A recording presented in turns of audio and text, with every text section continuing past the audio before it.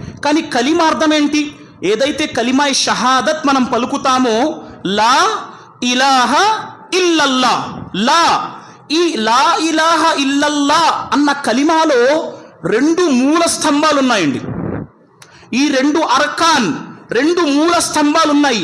ఒకటి నఫీ, తిరస్కరించటం, 2 ఇస్బాత్ అంటే స్వీకరించటం. మనం దేన్ని తిరస్కరించాలి, దేన్ని మనం స్వీకరించాలి? అల్లాహ్ సుబ్హానహు వ తఆలాను స్వీకరిస్తాం.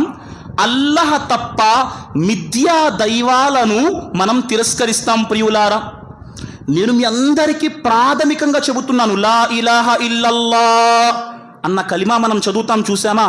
ఈ లా ఇలాహా ఇల్లల్లా, లా ఇలాహా ఇల్లల్లా, లా ఇలాహా ఇల్లల్లా చదివితే సరిపోతుందా? దీని జిక్ర్ చేస్తే సరిపోతుందా? లాభము లేదు అనుకుంటున్నారేమో. లా ఇలాహా ఇల్లల్లా ఈ జిక్ర్ 70,000 సార్లు చదువుకుంటే తస్బీహ్లో స్వర్గానికి వెళ్ళిపోతాం. అల్లా రక్షించుగాక. ఎప్పటి వరకైతే మీరు చదివిన లా ఇలాహా ఇల్లల్లా అన్న కలిమా యొక్క అర్థాన్ని మీరు గ్రహించరో, మీ కలిమాను అల్లా స్వీకరించడు.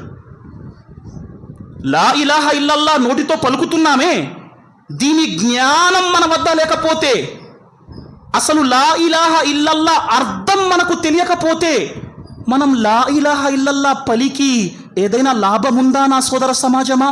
కాబట్టి ఉలమాలు 7 షరతులు రాస్తున్నారు.